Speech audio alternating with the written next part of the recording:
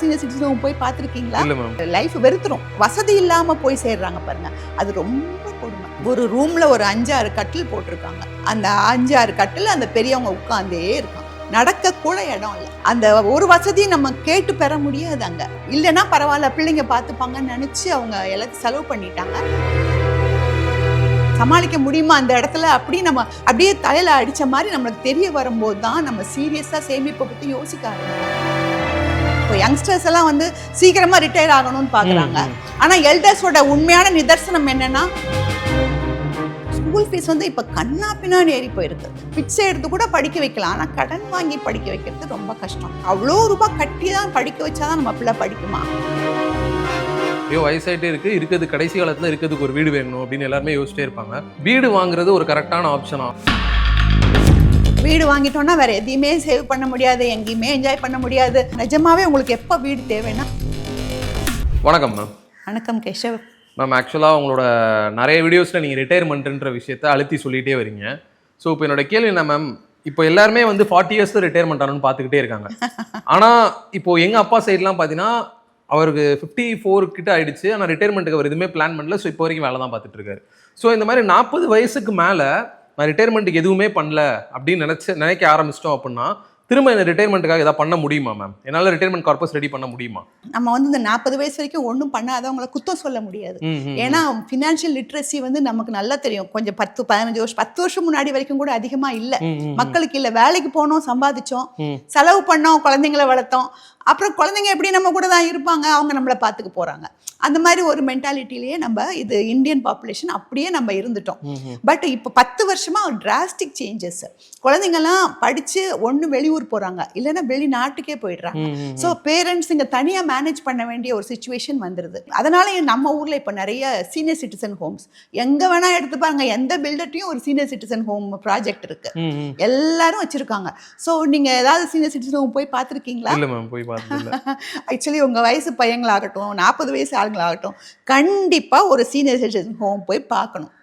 அங்கே இருக்கிற நிலைமையை பார்த்தாதான் நம்ம வந்து இது நம்மளுக்கு ஓகேயா, இது நம்ம சமாளிக்க முடியுமா அந்த இடத்துல நம்ம அப்படியே தலையில அடிச்ச மாதிரி நம்மளுக்கு தெரிய வரும்போது தான் நம்ம சீரியஸா சேமிப்பை பத்தி யோசிக்க ஆரம்பிப்போம். ஆக்சுவலி பார்த்தீங்கன்னா ஒரு 3-4 விதமான சீனியர் சிட்டிசன் ஹோம்ஸ் இருக்கு.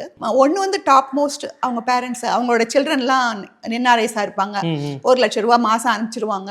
அந்த மாதிரி ஒரு குரூப் இருக்கு. அவங்களுக்கு வந்து எல்லா வசதி, வேலை பார்த்த நாட்களை விட இப்போ இன்னும் வசதியா இருக்காங்க.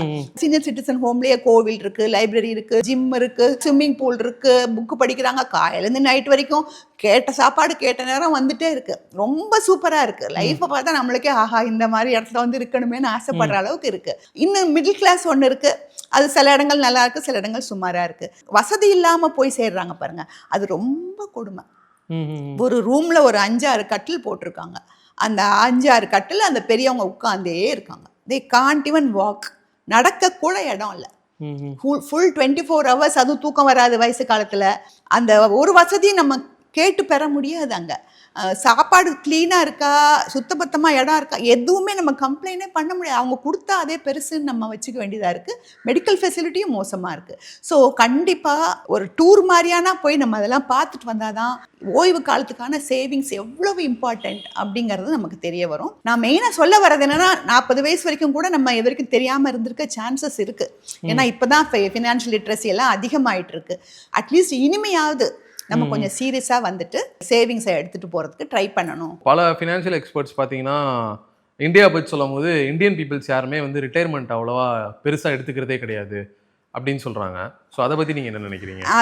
அவங்களுக்குலாம் கொஞ்சம் சீக்கிரமாகவே அந்த லிட்ரஸி வந்துடுச்சு. ஏன்னா குழந்தைங்க எப்போவுமே அந்த ஸ்கூல் முடித்த உடனே அந்த குழந்தைங்கள்லாம் தனியாக பிரிஞ்சு போயிடுவாங்க. பேரண்ட்ஸ் அவங்க அவங்க தான் பார்த்துக்கணும்னு இருந்தது. ஸோ அவங்களுக்கு இன்னொரு ப்ராப்ளம் இல்லை, என்னென்ன அப்படின்னாக்கா அவங்களுக்கு கவர்மெண்ட்லேருந்து சப்போர்ட் இருக்கும். ஓல்டேஜ் பென்ஷன் மாதிரி அவங்களுக்கு நல்ல ஓரளவுக்கு அவங்களுக்கு போதுமான அளவுக்கு அவங்களுக்கு வந்துடுது. இப்போ அமெரிக்காலலாம் பார்த்தீங்கன்னா நல்ல நம்ம ஆட்கள் அங்கே போய் 15 வருஷம் வேலை பார்த்தா அவங்களுக்கு கூட ஒரு பென்ஷன் மாதிரி ஒன்று கொடுத்துட்றாங்க. நம்ம ஊரில் நம்ம அந்த மாதிரிலாம் எதிர்பார்க்க முடியாது. ஏன்னா ஜனத்தொகை ரொம்ப அதிகம். ஸோ கவர்மெண்ட் ஏதோ ஓரளவு கொடுக்குறாங்க. ஒரு முதியோர் பென்ஷன் ஒன்று வச்சுருக்காங்க, விதவை பென்ஷன், ஆதரவற்றோர் பென்ஷன், எல்லாமே பார்த்தீங்கன்னா வித்தின் 1000 rupees தான். அது நம்மளுக்கு எந்த மூளைக்கும் காணாது. அதனால என்ன ஆகுதுன்னா இப்போ நம்ம எக்ஸ்டெண்ட் பண்ணிட்டே போக வேண்டியிருக்கு. இப்போ யங்ஸ்டர்ஸ் எல்லாம் வந்து சீக்கிரமா ரிட்டையர் ஆகணும்னு பார்க்குறாங்க. ஆனால் எல்டர்ஸோட உண்மையான நிதர்சனம் என்னன்னா எவ்வளோ காலம் முடியுமோ அவ்வளோ காலம் வேலை பார்த்தாகணும். ஏன்னா அவங்க தெரியாமல் எப்போவுமே நம்ம பைசா நம்மக்கிட்ட இருக்கு இல்லைன்னா பரவாயில்ல பிள்ளைங்க பார்த்துப்பாங்கன்னு நினச்சி அவங்க எல்லாத்தையும் செலவு பண்ணிட்டாங்க. பிள்ளைங்க பார்த்துப்பாங்க, கூட இருந்தால் தானே பார்த்துக்க முடியும். அவங்க எங்கேயோ இருக்கும்போது எப்படி பார்த்துக்க முடியும்? Correct ma'am. என்னதான் அதிகமாக சம்பளம் கிடைச்சாலுமே டே டு டே லைஃப்க்கே எல்லாருமே கடன் வாங்கி தான் ஒரு குடும்பத்தை ரன் பண்ண வேண்டிய சூழல் தான் போயிட்டு இருக்கு. ஸோ இந்த மாதிரி டைம்ல ஒரு 40 வயசுல ஒருத்தர் ரிட்டையர்மெண்ட்டுக்கு எப்படிலாம் மேம் சேவ் பண்ணலாம்? 40 வயசுல ரிட்டையர்மெண்ட்டுக்கு 25 வயசுலேருந்து சேவ் பண்ண ஆரம்பிச்சிருக்கணும். அது எவ்வளோ பேர் சீரியஸாக பண்ணுறாங்கன்னு நான் சொல்ல முடியாது. ஸோ பட் நீங்கள் கொஞ்சம் லேட்டானா கூட பரவாயில்ல, நீங்கள் 35 வயசுல ஆரம்பிச்சா கூட பரவாயில்ல. பொதுவாக நம்ம என்ன சொல்கிறோம், இன்னைக்கு டேட்டில் மெட்ரோ சிட்டிஸ்லாம் 60,000 ரூபாய் சேலரி ஒரு 35 வயசுக்காரருக்கு அப்படிங்கிறது 60,000 ரூபாய் சேலரிங்கிறது ரொம்ப சாதாரணமாக நம்ம பார்க்கக்கூடிய ஒரு விஷயம். அவங்களுக்கு வந்து 60,000 சேலரி நம்ம எடுத்துக்கிட்டோம்னா இந்த மாதிரி தான் அவங்களுடைய செலவுகள் இருக்கும். அதாவது அவங்க வாடகை வந்து ஒரு 20,000 ரூபாய், க்ரோசரிஸ் மளிகை அதெல்லாம் ஒரு 10,000 ரூபாய், கடனுக்கான இஎம்ஐ 12,000, ஸ்கூல் ஃபீஸ் வந்து ஒரு 4,000, பெட்ரோல் இபி வாட்டர் அதெல்லாம் ஒரு 5,000, அப்புறம் சும்மா அந்த ஹோட்டலுக்கு போனோம், பீச்சுக்கு போனோம், தியேட்டர் போனோம், அதுக்கு ஒரு 4,000, அப்புறம் சேவிங்ஸ் ஒரு 5,000.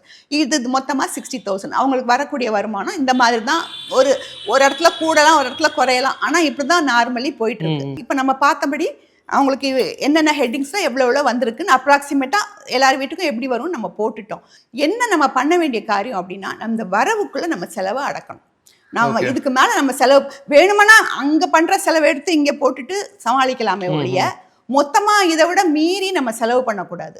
கடன் வாங்கக்கூடாது. முக்கியமாக அந்த கடன் வாங்கும்போது தான் மக்களுக்கு நம்மளோட பிளான் எல்லாமே டீரெயில் ஆகிடுது. ஸோ கடன் வாங்குறத அவாய்ட் பண்ணணும்னா முதல்ல நம்மளுடைய வருமானத்துக்குள்ளே நம்ம செலவை வந்து அடக்கிறதுக்கு பழக்கணும். அதுக்கு மெயினாக என்ன பண்ணலாம்னா நம்ம லக்ஸுரி ஐட்டம்ஸ் எல்லாம் கொஞ்சம் குறைச்சிக்கலாம். வீட்டில் உள்ளவங்களுக்கும் நம்ம எடுத்து சொல்லலாம். சொல்லாமே நம்ம பண்ணால் அவங்களுக்கு புரியாது. சின்னவங்களுக்கும் சரி, வீட்டில் லேடிஸ் எல்லாருக்குமே கொஞ்சம் புரியறது கஷ்டம்னாக்கா நம்ம தான் எடுத்து சொல்லணும். ஸோ ஆனால் சொன்னால் புரிஞ்சுக்குவாங்க. நம்ம செலவை வந்து முதல்ல அடக்கணும். ரெண்டாவதாக நம்ம செய்ய வேண்டிய முக்கியமான காரியம் என்னென்னா ஒரு எமர்ஜென்சி ஃபண்டு கிரியேட் பண்ணிடணும். எமர்ஜென்சி ஃபண்ட் இல்லைனால தான் நம்ம கடனுக்குள்ளே போக வேண்டிய சான்சஸ் வருது. ஸோ ஒரு எமர்ஜென்சி ஃபண்டு நம்ம கிரியேட் பண்ணி வச்சுக்கணும். மூணாவதாக நம்ம பண்ண வேண்டியது நமக்கு ஆகக்கூடிய செலவு. அதாவது கவர்மெண்ட்லேருந்து நிறைய ஹெல்ப் கொடுக்குறாங்க. ஃபார் எக்ஸாம்பிள் எல்டர்ஸ்க்கெல்லாம் ஒரு கார்டு கொடுக்குறாங்க, மெடிக்கல் கார்டு எல்லாம் கொடுக்குறாங்க, இன்சூரன்ஸ் கார்டு. அதெல்லாம் கவர்மெண்ட் சைட்லேருந்து என்னென்ன நம்மளுக்கு கிடைக்குதோ அந்த ஃபெசிலிட்டிஸை ஃபுல்லாக நம்ம எடுத்து யூஸ் பண்ணிக்கணும். யோசிக்கக்கூடாது எப்படி நான் அந்த இதுக்கு எப்படி போகிறது, இந்த இதுக்கு எப்படி போகிறது, அது மாதிரிலாம் யோசிக்காதீங்க. உங்களுக்கு அது ஃபினான்ஷியலி வயபிளாக இருந்தால் கண்டிப்பாக நம்ம போகணும். நாம் இன்னொன்று நான் முக்கியமாக பார்க்குறது என்னென்னா ஸ்கூல் ஃபீஸ் வந்து இப்போ கண்ணா பின்னாடி ஏறி போயிருக்கு. சாப்பாடு இன்ஃப்ளேஷன் கூட அவ்வளோ இல்லை. ஸ்கூல் ஃபீஸ் இன்ஃப்ளேஷனும் மெடிக்கல் இன்ஃப்ளேஷனும் தான் ரொம்ப அதிகமாக இருக்குது. கற்கை நன்றே பிச்சை புகினும் கற்கை நன்றேங்கிறது ரைட்டு. பிச்சை எடுத்து கூட படிக்க வைக்கலாம். ஆனால் கடன் வாங்கி படிக்க வைக்கிறது ரொம்ப கஷ்டம். காலேஜ் லெவலில் ஓகே, காலேஜ் லெவலில் கல்வி கடனே கொடுக்குறாங்க. அதை நீங்கள் வாங்கினா கூட அந்த பிள்ளைங்கள கொஞ்சம் படித்து கொஞ்சம் கடனை திருப்பி கட்டிடுவாங்க. ஸ்கூல் லெவலே நம்ம கடன் வாங்க ஆரம்பித்தோன்னா அதுக்கு ஒரு எண்டே கிடையாது. வருஷம் அது ஏறிட்டு தான் போகுது. ஸோ எத்தனை ரகமாக ஸ்கூல் இருக்குது. ஏன் நம்ம அந்த அவ்வளோ ரூபாய் கட்டி தான் படிக்க வச்சாதான் நம்ம பிள்ளை படிக்குமா அப்படிங்கிறதெல்லாம் யோசித்து நம்ம ஓரளவுக்கு கடன் வாங்காமல் எவ்வளோ ஃபீஸ் கட்ட முடியுமோ அவ்வளோ ஃபீஸ் மாத்திரம் கட்டி நம்ம படிக்க வைக்கலாம். எந்த வயசாக இருந்தாலும் சரி, அது 30 வயசோ 40 வயசோ வரவுக்குள்ளே செலவு அடக்கணும். இந்த மூணையும் நம்ம பண்ணிட்டோம்னாலே ஓரளவு ஸ்டெபிலிட்டிக்கு வந்துடலாம். அது தவிர நம்ம வந்து எத்தனை வயசில் ஆரம்பித்தாலும் பரவாயில்ல, பிபிஎஃப் அக்கௌண்ட் ஒன்று வச்சுக்கணும், பப்ளிக் ப்ராவிடென்ட் ஃபண்ட் அக்கௌண்ட். உங்கள் ஆஃபீஸ்லேயே உங்களுக்கு பிஎஃப் இருந்துச்சுன்னா எக்ஸ்ட்ரா பிஎஃப் முடிஞ்சால் போடலாம். அது இல்லைன்னா கூட எல்லாருக்குமே பப்ளிக் ப்ராவிடென்ட் ஃபண்டு பேங்க்கில் இருக்குது, போஸ்ட் ஆஃபீஸில் இருக்குது. அது வந்து ஒரு 15 இயர்ஸ் ஃபண்டு. வருஷத்துக்கு ஒரு 1.5 லட்சம் தான் அதில் போட முடியும். நம்ம அதை போட்டோம்னாலே அது 15 இயர்ஸ் போடும்போது ஸ்கீம் போடும்போது கிட்டத்தட்ட 42 lakhs நம்மளுக்கு அதுலேயே சேர்ந்துருக்கு. ஸோ அதை வந்து நம்ம கண்டிப்பாக இது பண்ணணும். அதுக்கப்புறம் நம்ம ரிட்டையர்மெண்ட் அப்படின்னு பார்க்கும்போது பேசிவ் இன்கம் ரொம்ப முக்கியம். நம்ம ஆக்டிவாக இருக்கிற வரைக்கும் வேலை பண்ணுறோம், சேலரி வருது, பிஸ்னஸில் லாபம் வருது, ஏதோ ஃபீஸ் வருது, எல்லாம் வருது. ஆனால் ரிட்டையர் ஆகும்போது நம்மளுக்கு இன்கம் முக்கியம். ஏன்னா அப்போ செலவாகாதுன்னு சொல்லவே முடியாது. 2 பேர் இருந்தால் கூட இன்றைக்கி ஆகிற செலவு 10 வருஷம் கழித்து ஆகத்தான் போகுது. ஸோ அதனால் ஒரு பேசிவ் இன்கம் வேணும். பேசிவ் இன்கம்னா எங்கேருந்து வரும்? நம்ம ஒரு வீடு வச்சுருந்தா வாடகை வரும், இல்லை பேங்க்கில் எஃப்டி போட்டிருந்தீங்கன்னா இன்ட்ரெஸ்ட் வரும், ஷேர்ஸ் வச்சுருந்தா டிவிடெண்ட் வரும், பென்ஷன் இருந்த ஆஃபீஸில் அது வரும். ஸோ இந்த 4-5 விதமான பேசிவ் இன்கமில் எது நம்மளால் முடியுமோ அதெல்லாம் இந்த 40 வயசுலேருந்து 60 வயசுக்குள்ளே இதெல்லாம் நம்ம பண்ணிக்கணும். இந்த அவென்யூஸ்லாம் நம்ம ஓப்பன் பண்ணிடணும். அப்போ தான் நம்மளுக்கு வந்து வேரியஸ் இதுலேருந்து நம்மளுக்கு இன்கம் வந்து நம்மளோட ஓய்வு காலத்தை நம்ம சுகமாக எடுத்துகிட்டு போக முடியும். மேம் இப்போ பார்த்தீங்கன்னா 40-50 வயசில் இந்த வீடு வாங்கணுன்ற தாட்ஸ் ரொம்ப மனசில் ஓடிக்கிட்டே இருக்கும். ஐயோ வயசாயிட்டே இருக்கிறது கடைசி காலத்தில் இருக்கிறதுக்கு ஒரு வீடு வாங்கணும் அப்படின்னு எல்லாருமே யோசிச்சிட்டே இருப்பாங்க. வீடு வாங்குறது ஒரு கரெக்டான ஆப்ஷனா? First question. சப் கொஸ்டின் என்னன்னா, எப்படி வாங்கணும், இல்லை உண்மையாலுமே ரிட்டையர்மெண்ட்டுக்கு தேவையான விஷயம் என்ன மேம்? ஒரு வீடு முக்கியமா ரிட்டையர்மெண்ட்டுக்கு, இல்லை ரிட்டையர்மெண்ட்டுக்கு என்ன தேவை? இப்போ ரீசெண்ட் டைம்ஸில் தான் பார்க்குறேன், நான் யங்ஸ்டர்ஸ் எல்லாம் பேசும்போது வீடெல்லாம் பெரிய அனாவசியம், வீடு வாங்கிட்டோன்னா வேறு எதையுமே சேவ் பண்ண முடியாது, எங்கேயுமே என்ஜாய் பண்ண முடியாது அப்படின்லாம் ரொம்ப சொல்கிறாங்க. அவங்க வயசில் அவங்க சொல்கிறது ரைட்டு. 25 வயசில் போய் நீங்கள் வீடு வாங்கணும்னு அவசியமே இல்லை. ஏன்னா 25 வயசில் உங்களுக்கு நிறைய கமிட்மெண்ட்ஸ் இருக்குது. ஃபேமிலி ஸ்டார்ட் பண்ண போகிறீங்க, குழந்தைங்களை படிக்க வைக்க போகிறீங்க, நீங்களே எவ்வளோ லைஃப்பில் என்ஜாய் பண்ண வேண்டியது இருக்குது, ட்ராவல் போக வேண்டியது இருக்குது. இந்த டைமில் ஒரு வீட்டு கடன் ஒரு பெருசாக ஒன்று எடுத்துட்டு மாதம் அதுக்கே இஎம்ஐ போயிட்டே இருந்துச்சுன்னா லைஃப் வெறுத்துரும். ஐயோ இந்த ஒரு வீட்டுக்கு நான் இவ்வளோ பாடுபடணுமான்னு. அதனால் கண்டிப்பாக அதை செய்யாதீங்க. ஒரு வாடகைக்கு ஒரு வீடு எடுத்து நம்ம தங்கிட்டு கூட நம்ம ஒரு பக்கம் சேவிங்ஸ் பண்ணிட்டு வரலாம். ஒரு மனசில் வச்சிருக்கணும், நான் ஒரு வீடு வாங்க போகிறேன், ஒரு 40-45ல் நான் ஒரு வீடு வாங்க போகிறேன், அதுக்கான டவுன் பேமெண்ட்டை நான் இன்னிலேருந்து சேவ் பண்ணுறேன். எப்படி நம்ம ஓய்வு காலத்துக்கு ஒரு அமௌண்ட் வைக்கிறோமோ பிபிஎஃப்ல, அதே மாதிரி வீட்டுக்குன்னு ஒரு அமௌண்ட்டு நம்ம சேவ் பண்ணிட்டு அதுக்காக நம்ம கோல் அப்படியே ஃபிக்ஸ் பண்ணி நம்ம சேவ் பண்ணலாம். ஒரு 40க்கு மேலே வந்துச்சுனாக்கா ஒரு வீடு கண்டிப்பாக தேவை. ஏன்னு சொல்கிறேன்னு கேளுங்க, ஒரு 60 வயசுக்கு மேலே ஆயிடுச்சுன்னா நிறைய பேருக்கு வீடு கொடுக்க யோசிக்கிறாங்க. ஏன்னா அந்த பேரண்ட்ஸ் 2 பேர் தான் இங்கே இருப்பாங்க, பிள்ளைங்க ஊருக்கு போயிடுவாங்க. இந்த பேரண்ட்ஸ்க்கு ரொம்ப உடம்பு முடியலன்னா யார் பார்க்குறது அவங்கள? அந்த ஓனரோட பொறுப்பாயிடும். அதுக்காக வேண்டி வயசானவங்களுக்கு வீடு கொடுக்கறத நிறைய பேர் அவாய்ட் பண்ணுறாங்க. ரெண்டாவது இன்னொன்று வந்து பார்த்தீங்கன்னா, வருஷம் வாடகை ஏறிட்டு போகுது. ஏற்கனவே நம்மளுக்கு இன்கம் கிடையாது 60 வயசில், பேசிவ் இன்கமில் வாழணும்னு நம்ம பேசிகிட்டு இருக்கோம். அப்படி இருக்கும்போது இன்னும் வாடகை ஜாஸ்தியாகிட்டே போச்சுன்னா அவங்க எப்படி சமாளிக்க முடியும்? அதனால் ரிட்டையர் ஆகிறதுக்கு முன்னாடி நம்ம லோனெல்லாம் முடித்து கையில் ஒரு வீடு இருக்கணும். ஓகே, அப்போ தான் நம்ம வந்து ஈஸியாக நம்ம லைஃப்பை கொண்டு போக முடியும், கஷ்டம் இல்லாமல் கொண்டு போக முடியும். அதுக்கு வந்து நிறைய பேர் என்ன தப்பு பண்ணுறாங்கன்னா, 2 தப்பு பண்ணுறாங்க. ஒன்று வந்து வாங்கும்போது ஒரு 3 பெட்ரூம், அதில் ஒரு வில்லா, அதில் ஒரு தோட்டம், அப்படியெல்லாம் பிளான் பண்ணுறாங்க. நீங்கள் வந்து நிஜமாவே உங்களுக்கு எப்போ வீடு தேவைன்னா உங்க ரிட்டையர்மெண்ட்ல தான் தேவை. அதுக்கு முன்னாடி நீங்க வாழை கொடுத்து எங்க வேணா இருந்துப்பீங்க, வேற ஊருக்கு போவீங்க, வேற நாட்டுக்கு போவீங்க, அந்த வீடு உங்களுக்கு தேவையில்லை. ஸோ ஒரு சிங்கிள் பெட்ரூமோ டபுள் பெட்ரூமோ சிம்பிளா ரொம்ப வசதியா ஒன்று புக் பண்ணி அதை வாங்கி லைஃப் லாங்காக வச்சு அதை வாடகை கூட்டுருங்க. நீங்கள் உங்களுக்கு எப்போ தேவையோ அப்பா நீங்கள் அங்கே போய் சேர்ந்துக்கலாம். அது ஒன்று பண்ணணும். இன்னொன்று சென்னையில் தான் வாங்கணும், கோயம்புத்தூர் தான் வாங்கணும், அந்த இங்கெல்லாம் ரொம்ப விலை ஏறி போச்சு. ஸோ இது அவசியமே இல்லை. உங்கள் ஊர் எது, நம்ம ஊர் எது? நம்ம கடைசியில் இங்கே தான் இருக்க போகிறோமா, சென்னையில் தான் இருக்க போகிறோமா? இல்லையே, நம்ம ஊருக்கு போக சான்ஸ் இருக்கே.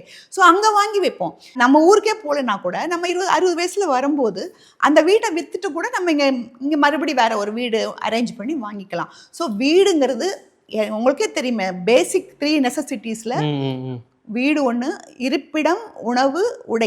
இந்த 3 இருக்கும்போது இந்த இருப்பிடம்ங்கிறது ரொம்ப முக்கியம். அதுக்கு வந்து ஒரு 40 இயர்ஸ் வரைக்கும் நம்ம சின்னதாக சேவ் பண்ணிட்டு அப்புறமா வீடு வாங்கி இஎம்ஐ கட்டுறது பெஸ்ட்டாக இருக்கும். ஓகே, 40 இயர்ஸ் மேலே தான் நான் ரிட்டையர்மெண்ட் ஸ்டார்ட் பண்ண போகிறேன் அப்படின்னா என் மைண்ட் செட் எப்படி இருக்கணும் மேம்? இனிமேல் நான் உட்காந்துட்டு ஐயோ நான் இதுக்கு மேலே தான் பண்ண போகிறேன், என்ன பண்ணுன்னு சொல்லிட்டு எல்லா விதமான இன்ஃபர்மேஷன்ஸும் கலெக்ட் பண்ணுறது பெட்டரா, இல்லை வந்து ஒரு 3 விஷயம் இதை மட்டும் நான் ஃபாலோ பண்ணால் பெட்ரு? ஏன்னா இப்போ உங்களுக்கே தெரியும் மேம், இன்ஃபர்மேஷன்ஸ் எல்லா இடத்துலையும் கொட்டி கிடக்கு. ஆமாம். இப்போது நார்மல் யங்ஸ்டர்ஸே வந்து நீங்களே சொல்கிறீங்க நிறைய டைம் இருக்குது உங்களுக்கு அப்படின்னு சொல்லி. ஆனால் நாங்களே பார்த்தீங்கன்னா இந்த வீடியோவில் ஐயோ சீக்கிரம் போட்டால் காசு கிடைக்கும் போட்டுடலாம் அப்படின்னு போட்டுறோம். இப்போ அந்த வயசில் ஆகிறவங்களுக்குலாம் எதுவுமே தெரியாது, ஸ்கேம் எப்படி டிடெக்ட் பண்ணுறது எதுவுமே தெரியாது, டக்குன்னு மாட்டிக்கிறாங்க. ஸோ இந்த 3 விஷயம் ப்ராப்பராக பண்ணுங்க அப்படின்னா ஏதாவது இருக்கா மேம்? நீங்கள் கேட்குற கேள்வி ரொம்ப சரிதான் மிஸ்டர் கேஷவ். ஏன்னாக்கா நிறைய பேருக்கு இப்போ தான் இப்போ ஒரு 3-4 வருஷமாக தான் நிறைய வீடியோஸ் எல்லாம் வருது, நிறைய புக்ஸ் வருது. ஸோ அதை பார்த்து தான் மக்களுக்கு, அப்போ ஒரு 40 வயசில் இருக்கிறவங்களுக்கும் கூட இப்போ தான் நிறைய அவேர்னஸ் வருது. 25 வயசில் இப்போ இருக்கிறவங்களுக்கு வர அவேர்னஸ் 40 வயசில் உள்ளவங்களுக்கும் இப்போ தான் வருது. ஸோ அவங்க இதுக்கப்புறம் என்ன பண்ணணும் அப்படின்னா, கொஞ்சம் சீரியஸாக நான் முதல்ல சொன்ன மாதிரி அந்த ஹோமை ஞாபகம் வச்சுக்கோங்க. நம்ம அந்த ஹோமுக்கு போகக்கூடாது அப்படின்னாக்கா கொஞ்சம் எஃபர்ட் எடுத்து சேவ் பண்ணி ஆகணும். முதல்ல சொன்ன மாதிரி கடனை டோட்டலாக அவாய்ட் பண்ணணும். அதுக்கப்புறம் கோல் பேஸ்டாக சேவ் பண்ணலாம். இதுக்கு நம்ம யாராவது ஒரு 45 வயசு 40 வயசுங்கும் போது நீங்கள் ஓரளவு அமௌண்ட் சேர்த்துருப்பீங்க, நீங்கள் ஒரு அட்வைசர் கிட்ட போகலாம். ரொம்ப யங் ஏஜில் நம்மளுக்கு அட்வைசர் தேவைப்படாது, நம்மளுக்கு பண்ண போகிற சேவிங்ஸே கம்மி தான், அதுக்கு என்ன பெரிய அட்வைசரு, சைக்கிள் ஓட்டுறதுக்கு டிரைவரா அப்படிங்கிற மாதிரி நம்ம நினைக்கலாம். பட் 45 வயசில் ஒரு அமௌண்ட் வச்சுருப்பீங்க, இதை எடுத்துகிட்டு நீங்கள் ஒரு அட்வைசர்கிட்ட போய் கண்டிப்பாக ஒரு ரோட் மேப் வாங்கிக்கலாம். எதுக்கு நான் எவ்வளோ சேர்க்கணும், எங்கெங்கே போகணுன்னு ஒரு கண்டிப்பாக வேறு வயசில் வாங்கலைன்னா கூட ஒரு 40 வயசில் அந்த கைடன்ஸ் வாங்கிக்கிறது நல்லது. அண்ட் ஸ்ட்ரிக்டாக ஃபாலோ பண்ணணும். ஓகே, அதில் வந்து எந்த விதமான மாற்று கருத்தும் கிடையாது. அடிக்கடி கை வைக்கிறது எடுக்கிறது அதெல்லாம் கூடாது. ஸ்ட்ரிக்டாக அவங்க போட்டு கொடுத்த இது பிரகாரம் ஃபாலோ பண்ண ட்ரை பண்ணணும். ஓகே மேம், ரொம்ப நன்றி மேம். தேங்க்யூ.